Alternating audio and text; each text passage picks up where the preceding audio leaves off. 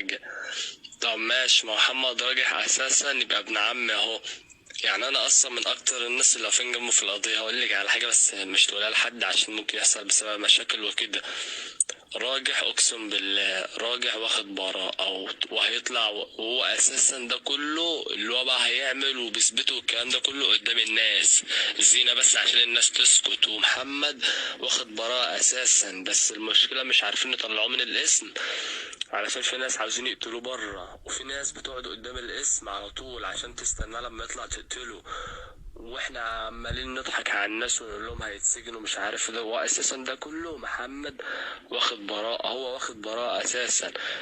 احنا بس لسه عاوزين نطلعه من الاسم عشان اول ما يطلع من الاسم هيسافر على فرنسا على طول، هيسافر عشان هيقعد هناك بقى هو وعمي بقى ومرات عمي وكده.